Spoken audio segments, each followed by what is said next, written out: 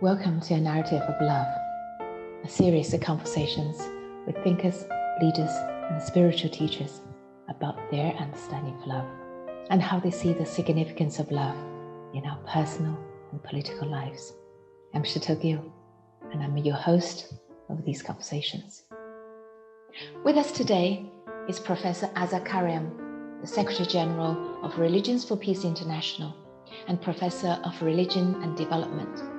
Formerly, she served as a senior advisor on culture at the United Nations Population Fund and as chair of the United Nations Interagency Task Force on Religion and Development, where she coordinated engagement with members of over 600 faith-based organizations.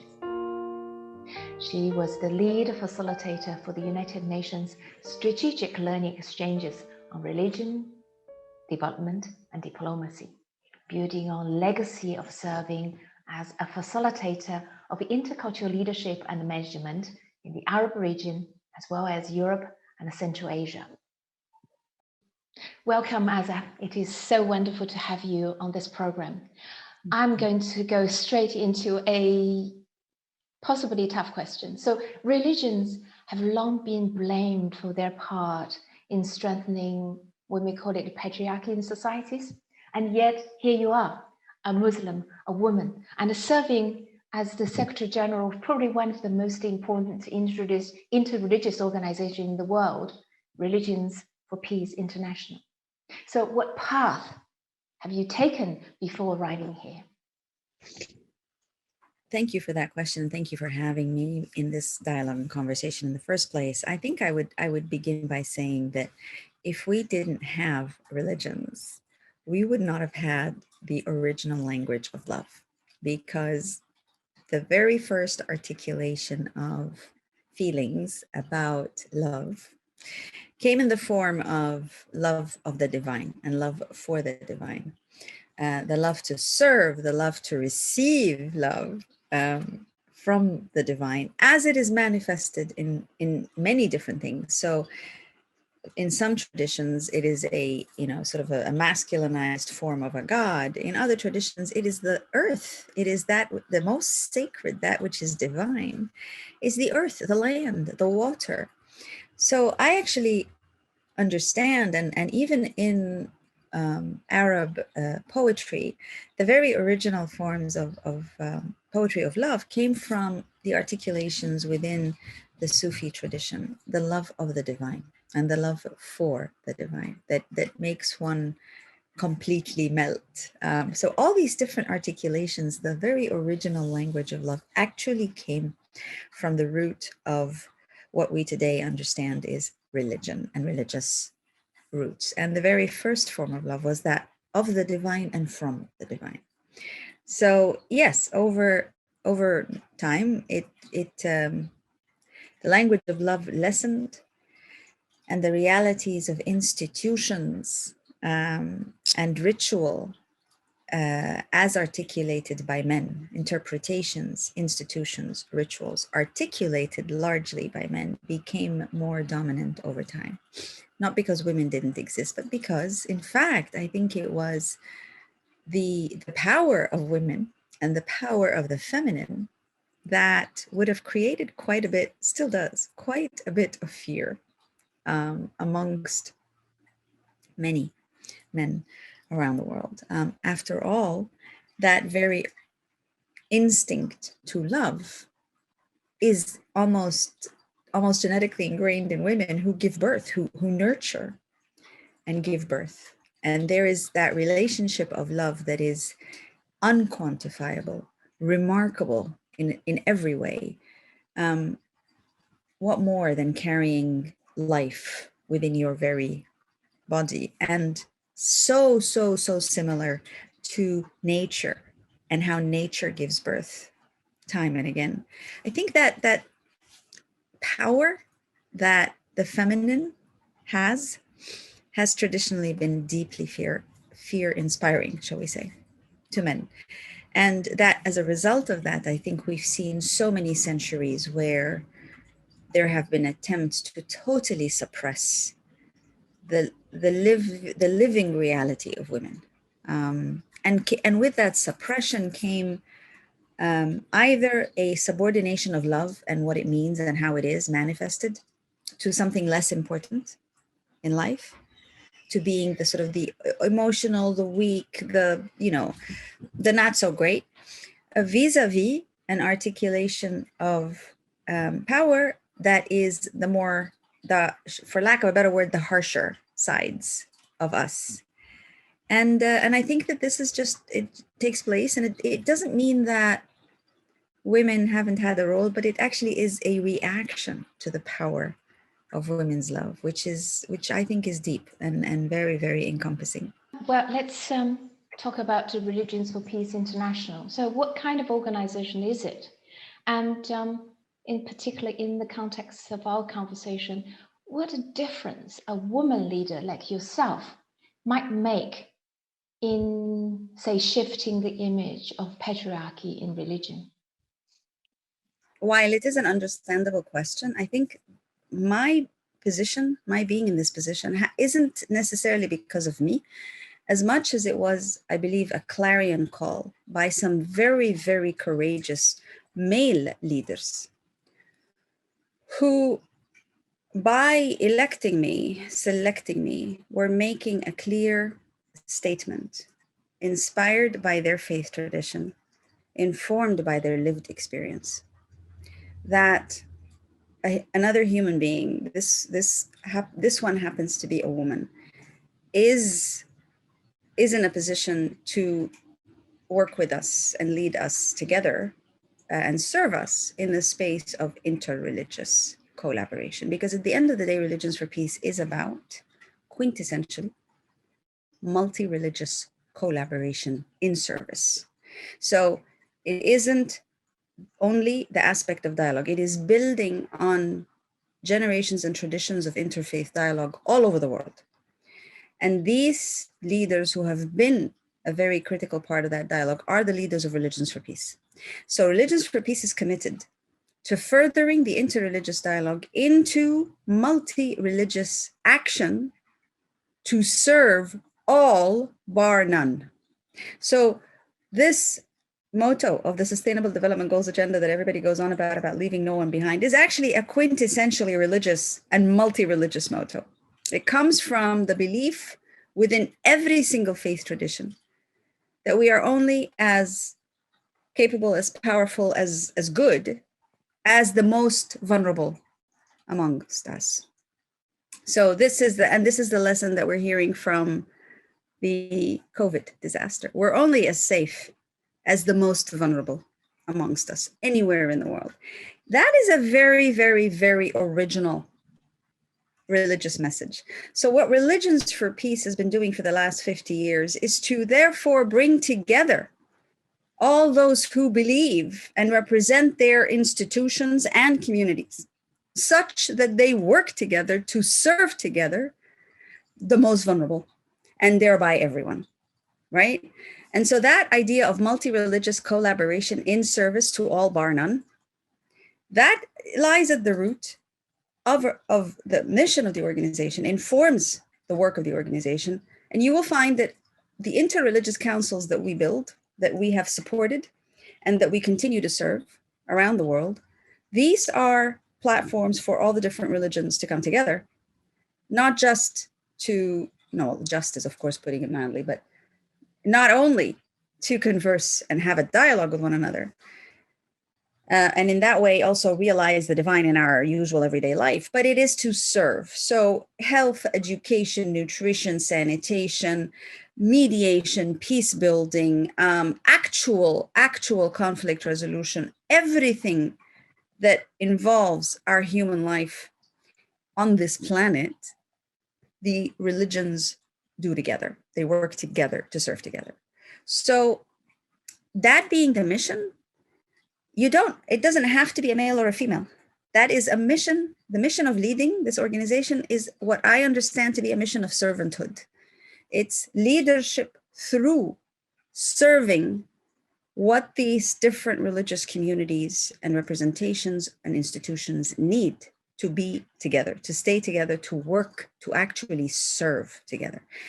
And I think that some of my feminist friends get a bit uncomfortable when they hear me say, mission of service, and isn't that the very classic patriarchal notion? No, I think I sincerely believe that the highest form of love is that of service. And all spiritual traditions maintain that, actually. It's across the board. It doesn't matter if it's Jewish or if it's Hindu or if it's Muslim, or serving, giving beyond ourselves is enshrined. And so this work where you have to work with all religions, and all religions are equal. There is no one better than the other, one more authentic than the other, one older than, yeah, of course they're older in time, but frankly, all religions, therefore, are on an equal footing. And in that space, they work to serve together. The best among them is those who give most to the others.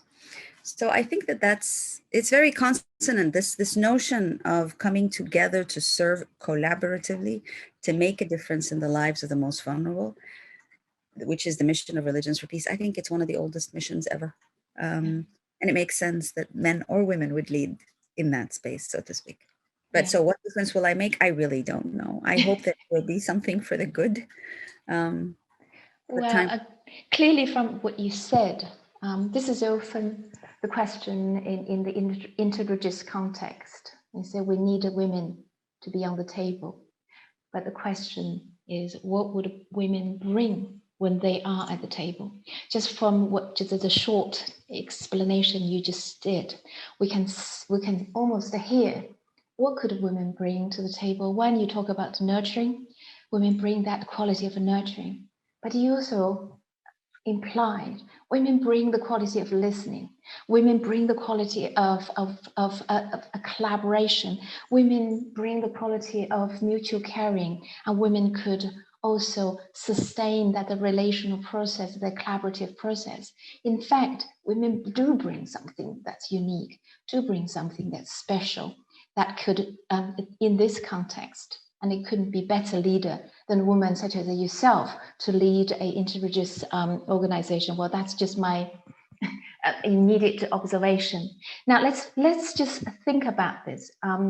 You talk about religions had such tradition in serving the goodness of the world, but you also know the challenge coming from the other side, which is a suspicion. So as a leader of Religion for Peace International, how do you respond to this prevailing suspicion about religion's contribution to the global goods at all? Because they could draw on many incidents, many examples, so to suggest that otherwise, because they would say religion themselves actually are divisive. So how do you respond to such suspicion? Well, first of all, I would not essentialize the feminine in the way that you did when you were re-articulating what I was trying to say. I was trying to say that this job of servanthood is something that men and women and other genders are perfectly capable of performing. So yes, women have certain qualities, but that doesn't mean men don't have them. And it doesn't mean that women are always the peacemakers, the nurturers. They are also leaders of war. They are also warriors historically. Women have been, as men in society, giving the good and the not so good, and leading well and not so well historically. So I'm not necessarily comfortable with the idea that there's something so special about the feminine that is unique. Yes, I think actually the feminine, the masculine, and everything in between are very, very special. I believe that it's extremely important for us to work together as male and female and everything in between, because we're all creations and creatures of the divine. So it's actually when we come together that we serve best and that we can do the best for our communities, not when it's only women or it's only men. But actually when there's a collaborative enterprise. And if there's one thing that Religions for Peace and every other institution in a way afford, just as they take away, they also afford, is this opportunity to work together, is this necessity to absolutely work together, so that one is not better than the other, but that all our features can complement and make us stronger in that respect.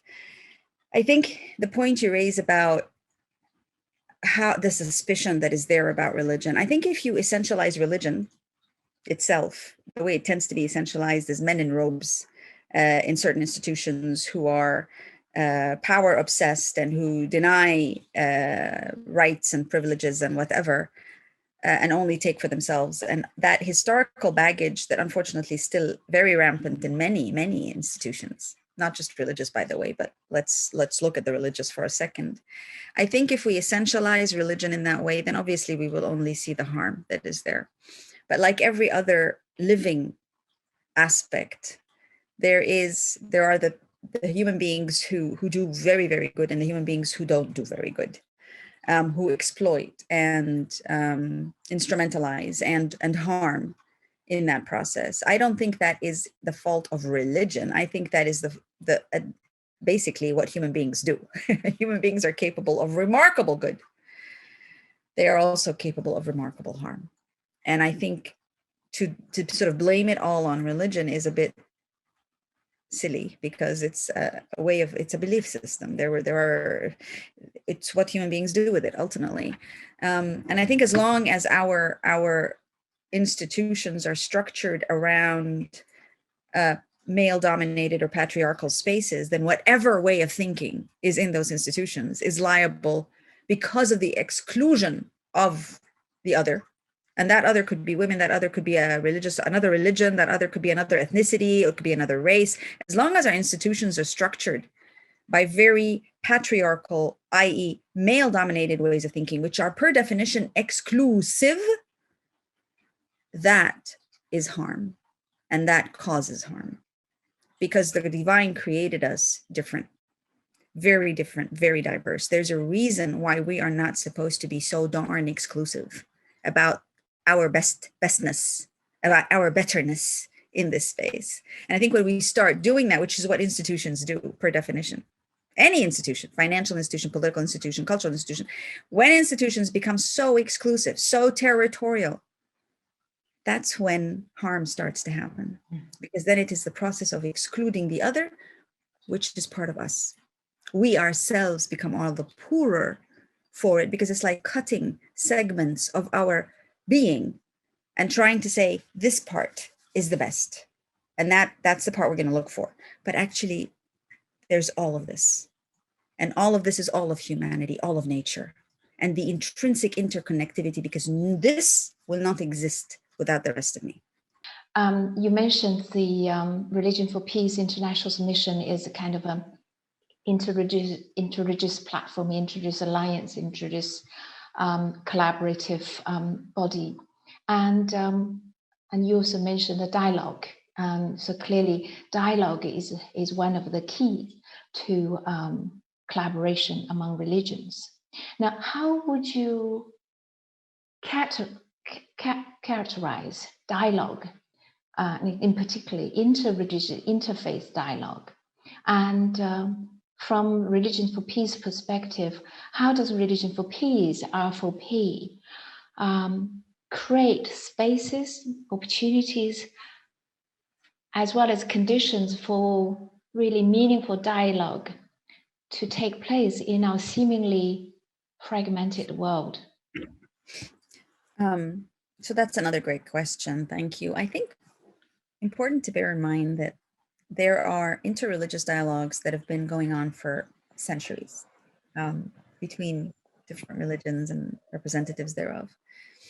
What Religions for Peace does, which I think I said at the beginning, is it builds on this space, on this legacy, on this heritage, on this language of interreligious dialogue, not with an attempt to create a unified religion or theology, but with an attempt precisely to continue to bring together these leaders of their faith tradition, leaders of service in their faith tradition, representatives of their religious traditions, in order to actually work together, to deliver actual programs and projects and initiatives together. That's what makes Religions for Peace absolutely, I think, unique. That's how it's learned. That's how, in a way, we're building on the incredible work that has been done and is continuing to be done by so many actors to steward this remarkable wealth of energy, if you will, of wisdom,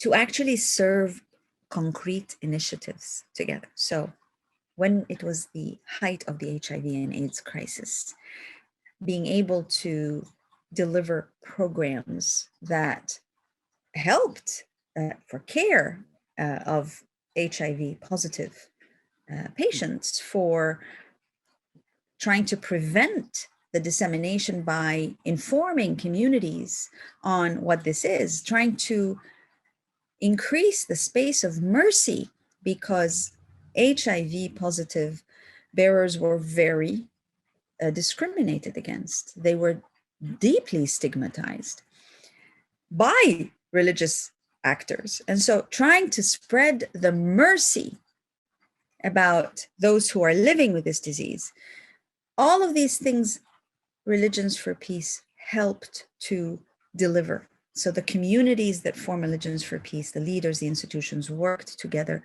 to actually disseminate and advocate messages through their respective pulpits, to listen and advocate for listening from the science community, the scientific community, to provide actual medical care and palliative care to people who were either suffering the diseases and or the stigmatization and or dying of it. Same thing happened when Ebola struck. Same thing happened in the very beginning of the 1970s, when there was an influx of Vietnamese refugees because of the war. And they were very badly treated. And the entire discourse about refugees being evil and horrible became part of the public policy narratives around the world, with right-wing ideologies proliferating, as we see today, the worst outcomes of. Religions come together to spread the message of mercy, to ensure that the centers that they control, because many healthcare services are actually run by religious institutions. Many schools are run by religious institutions. So these are practical spaces of service. And the point is to make sure that they are helped, that they are geared to be places of knowledge that is loving, that is caring, that is nurturing, that these spaces can become welcoming spaces for people who are stigmatized, suffering. Working together is several steps beyond the conversation that we have, but we can't work together if we haven't had these conversations and understood how much in common we have in our desire to serve and to make sure that the most vulnerable is not left out. So we build on a legacy and a heritage of interfaith dialogue that goes back many years, that is contributed to by so many. But this is the space where we go beyond the conversation and into action and delivering work. When COVID hit, we created a multi-religious humanitarian fund. We pulled together the little that we had and invited other organizations to contribute. Why? Because we wanted religious communities to continue to work together, so that the COVID would not be seen as an opportunity or as an excuse not to continue to serve together. But in fact, we were helping, and we are still saying, here's a little bit of seed money to help you continue to work together as you're serving the same communities. It doesn't matter what the religion is. COVID hasn't distinguished between anyone, so why are we distinguishing? So therefore, as you serve together. As you do program, even radio programs, do them together. As you disseminate messages, scientific messages, disseminate together.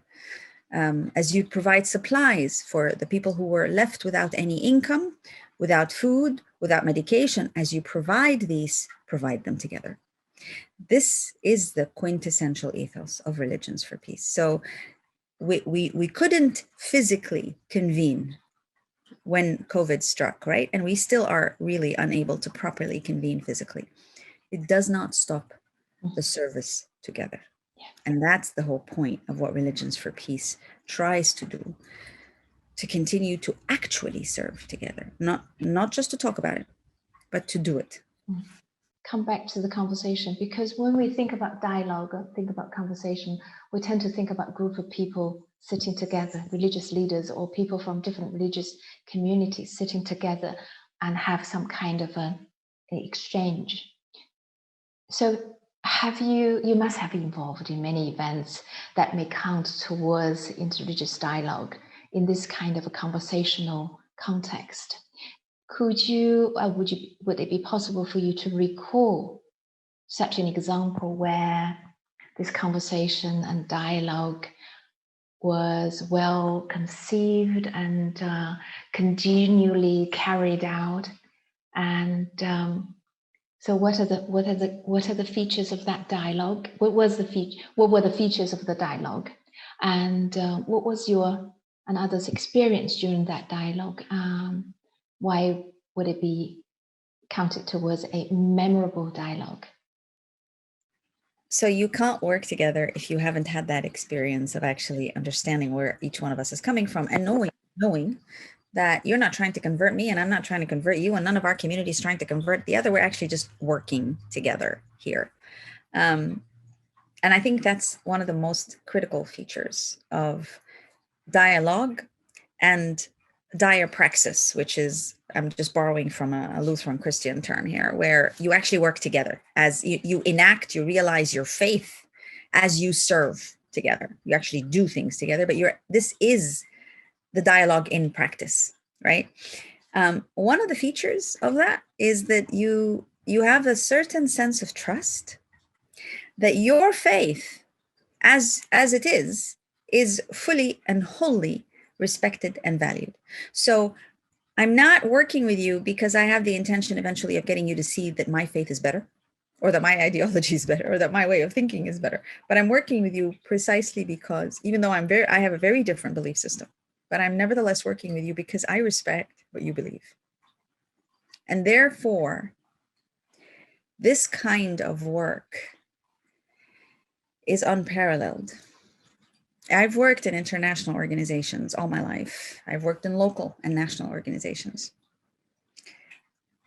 There's a specific strength that is extremely hard to quantify and also very difficult to express.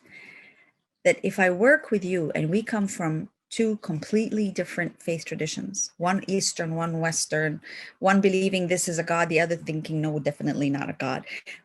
We differ, even perhaps fundamentally, but we work together because we respect the belief of the other.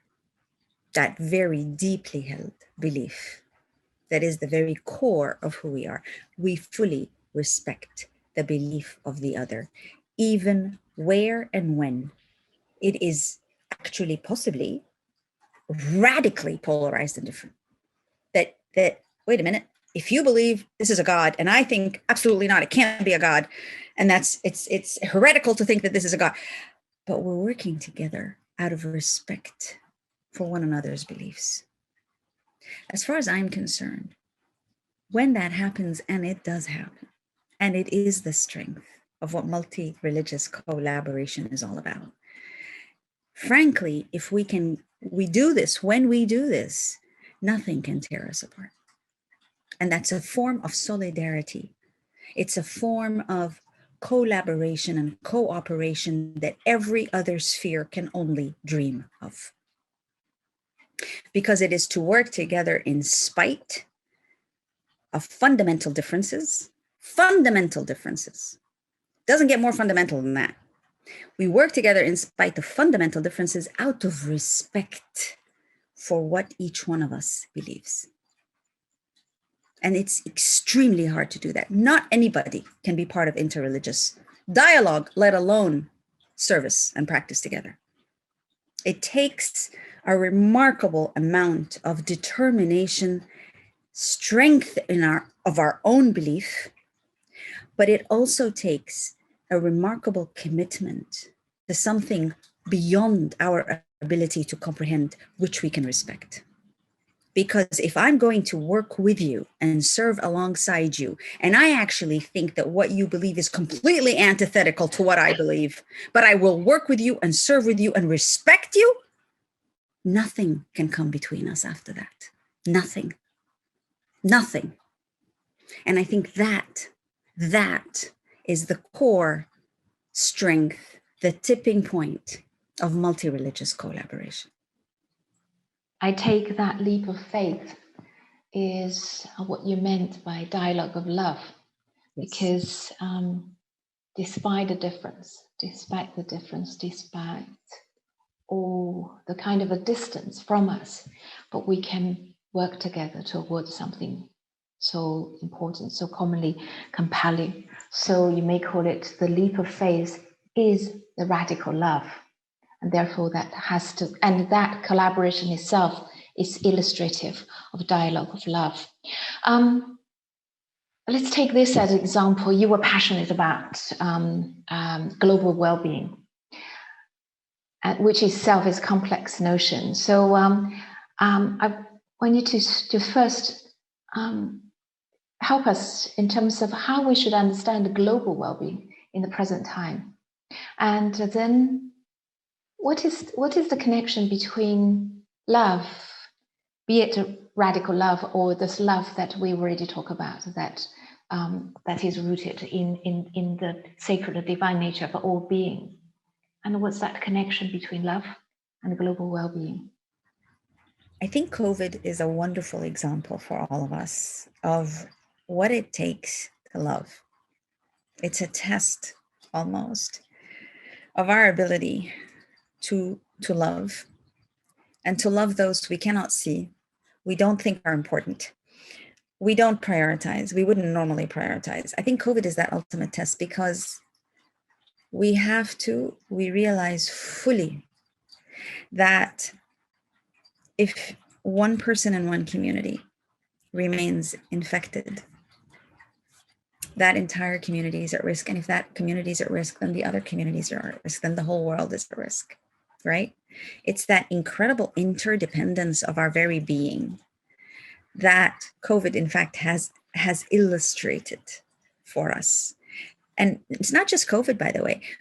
Disease is a remarkable illustration. It's as if we have this example to observe just how radically interdependent and interconnected we are, and not just on one another as human beings, but one of the many things we're learning from studying where this disease came from, we're learning that the harm we have done to our nature has in fact caused the spread of some of these diseases to us. So not only are we interdependent and interconnected as human beings, we are interdependent and interconnected as living species, part of the membrane of a whole of a planet, right? So when the rainforests are being eradicated in one part of the world, it's not just over there. It's actually this disease right here, my family, my community, myself.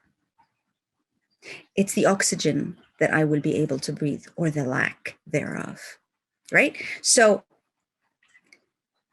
there's so many blatant, obvious examples of how interdependent and interconnected we are.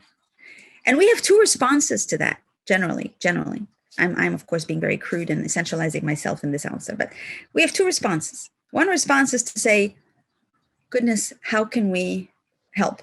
How can we now stop thinking me, myself, I, and the community I love, and the religions that I am, the co-religionists and the co-nationalists and how can I be of service to all of this, to the whole of this? Because I can't just be me. I can't just do this for me.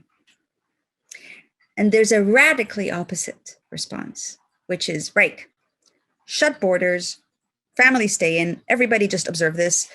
Too bad if others are getting this. We none of our business. We just need to make sure this space is the one that gets nurtured and loved, healed, protected, as if we can live in that isolation. But unfortunately, those two are very radical examples of the reaction. To me, the one that is the immediately selfless, right, what can I possibly do? not for me, not for me. But because I have to contribute. If this is an attack to everything and everybody, I have to be able to contribute to the healing, to everything and to everybody. That is the answer of love. And we have seen how many first responders have already paid with their lives, motivated by that love. Nobody called it that. Maybe some did. I didn't hear it, quite frankly. But I think that is love.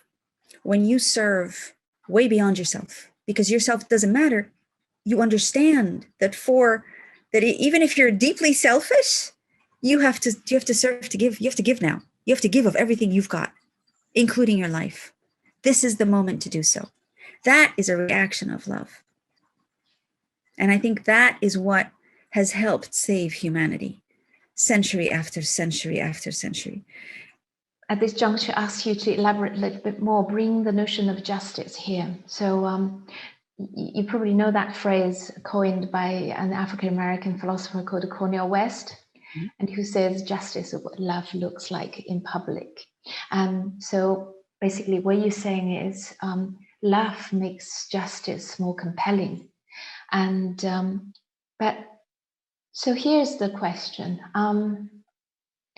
How would religions enrich this understanding of the fact that love is what makes energize justice and make justice compelling, but without being asked to be constrained, without our being constrained by very specific religious dogmas, in a sense that we see justice this way, we see love this way, but more of let's come together and enrich this beautiful thing, love. So if you think of the original hospitals, the original schools, they were set up and served by people of faith. Churches, mosques, synagogues, temples, the original spaces of care for the mind, care for the body, education, health. They were religious institutions, the very original hospitals that we today see as the hospitals. Until today, 40% of basic healthcare around the world, an average of 40%, that's more than a quarter, is still being served through religious institutions. Fact. Now, that is also a problem because sometimes they refuse to give certain services due to religious conviction. So that it's not like it's all great, it's all good. No, it comes with its baggage. But I think we have to understand that the original care of communities came from the spaces of religion, was stewarded by religious institutions. We can choose to look at how harmful some of them have been. And many of us do. Many of us focus on the harm that happened as a result of the religious ideologies that were there. Or we can choose also to see, in a more balanced perspective, the good that has been done and is being done on a daily basis. I mentioned before the first responders who have died in the hundreds of thousands around the world. That attitude of selflessness is inspired by faith. So if we see religion as institutions, the church, the mosque, the synagogues, the muftis, the councils of muftis, the whatever, if we see that as religion and that's it, then we're missing out on what inspires these institutions. Faith. And faith is unquantifiable. And God forbid that anybody should decide to make a commercial aspect of faith. It's one of the things that I'm dead against. Faith is not meant to be taken and used and deployed. Faith is beyond anybody's touch, anybody's manipulation. Faith inspires. Religious institutions are supposed to be built with that faith, built on that faith, serving faiths. Faith to me is none other than love. Love is none other than faith. If I don't have faith, I don't know where love is. Where would love come from? Where would my faith be if it isn't about love? If it isn't the fountain of love? And that's why mystics from all traditions understand that. They speak to that. They are inspired by faith, not so much religious institutions. So therefore, dogma belongs in institutions. Faith belongs in the heart. And faith is what inspires every single human being. Even those who think they don't believe, or who will tell you, I don't believe in anything, but they're doing so much good in their lives. That's their faith in something. It doesn't have to be what we call Christianity, Islam, or Hinduism, but it's faith ultimately in something that makes it worthwhile to get to do what we do and to serve as we serve. So I think that faith is love and love is faith. And really, quite frankly, it's from that fountain that goodness and the desire to not exist in our own bubble, but to make sure that we are of value to those around us. I think that's what the inspiration of faith is. So we have seen this fountain of love, faith, irrigates the heart of those who are vulnerable, who are downtrodden, who are needy. But we also see, inspired by faith in interreligious collaboration or acts of own faith and acts of love at a grassroots level had really served to provide the kind of support humanity needs globally. Now, to take this kind of act of faith, act of love, and this kind of interreligious collaboration to address a global agenda is another effort. So what kind of, we may call it the transnational framework, is needed in order to embrace what you just mentioned, dialogue of love? And what connected is how we encourage leaders at national and global level to also model the dialogue of love by listening, by nurturing, by caring. I think that human rights binds us together because it's built on all the things that all of us believe in, actually, our faith traditions believe in. And how we realize human rights is another issue entirely. But as a transnational framework, I think the human rights framework is and has been and can be a very helpful one, because when we move away from that and we try to find our own ethos and inspiration and modality of engagement or ideology, I think when we do that, we tend to then distance ourselves from that which is common to all. Human rights quintessentially is about that which is common to all of us as humans.